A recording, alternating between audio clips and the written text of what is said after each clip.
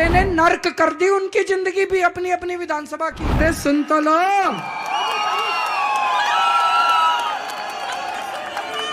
जैसे बस में महिलाओं का सफर फ्री है, ऐसे स्टूडेंट्स का भी सफर फ्री किया जाएगा। और मनीष जी आने वाली सरकार में फिर से डिप्टी सीएम बनेंगे। दिल्ली में विधानसभा चुनाव है और चुनाव के बीच में कई सारी कहानियां भी सामने आ रही है। काउंटडाउन भी शुरू हो चुका है। 15 फरवरी को यहाँ पर वोटिंग है और इसको लेकर जो राजनीतिक पार्टियां हैं पूरी ताकत लगा रही है। और इस क्रम में अगर देखें तो दिल्ली में बयानबाजी भी हो रही है। अरविंद केजरीवाल ने नेशनल कन्वीनर जो अरविंद केजरीवाल उन्होंने एक बड़ा ऐलान किया है। उन्होंने जंगपुरा में प्रचार के दौरान इस बात का जिक्र किया कि आम आदमी पार्टी की सरकार नई सरकार बनती है तो उसमें मनीष सिसोदिया ही डिप्टी सीएम होंगे। अब डिप्टी सीएम मनीष सिसोदिया पहले थे लेकिन जेल गए, उसके बाद उन्हें हटना पड़ा, उसके बाद सौरभ भारद्वाज बने। लेकिन अब फिर से उन्होंने ऐलान किया है कि नई सरकार में डिप्टी सीएम मनीष सिसोदिया होंगे और अरविंद केजरीवाल ही सीएम है। ये इस बात का तो पहले भी ऐलान हो चुका है।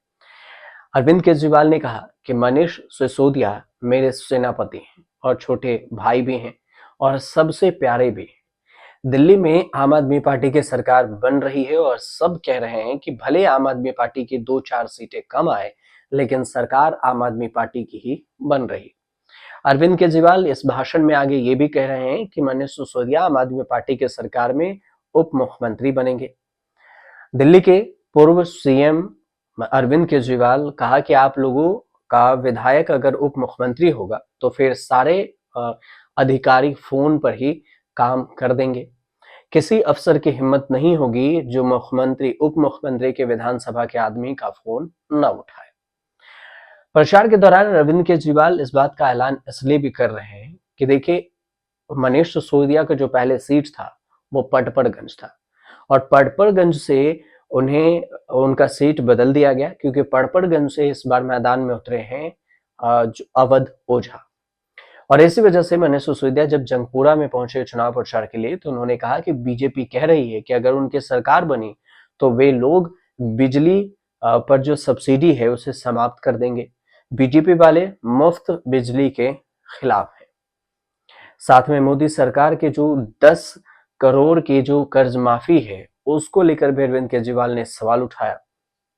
केंद्र सरकार की जो मोदी सरकार है उस पर आरोप लगाया कि 10 करोड़ रुपए का जो कर्ज माफी वाली बात कह रहे हैं उसमें कहा कि देश के 400 से 500 लोगों का पूरा खजाना लुटाया जा रहा है। दरअसल केजरीवाल इस बात का ऐलान करते हुए कहे कि विकल्प जनता को 2 विकल्पों में से किसी एक को चुनने का प्रस्ताव है। कहा कि जनता के पास एक केजरीवाल मॉडल है और दूसरा बीजेपी मॉडल। बीजेपी का जो मॉडल है उसमें जनता का पैसा और उनके अमीर दोस्तों की जेबों में चला जाता है।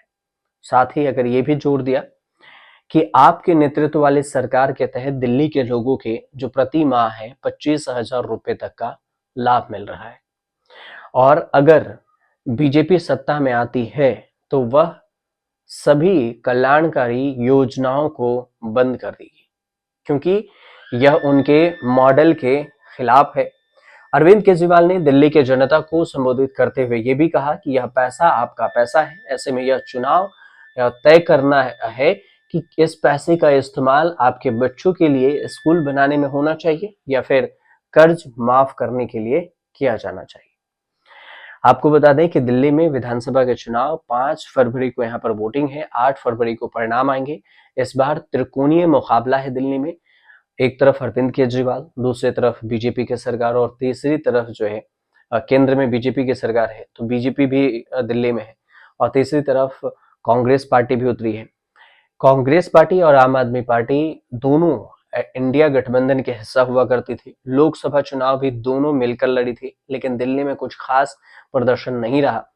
दिल्ली के जो 7 लोकसभा की सीटें हैं उस सातों के सातों सीट बीजेपी के खाते में चली गई। बीजेपी ने जीत दर्ज की।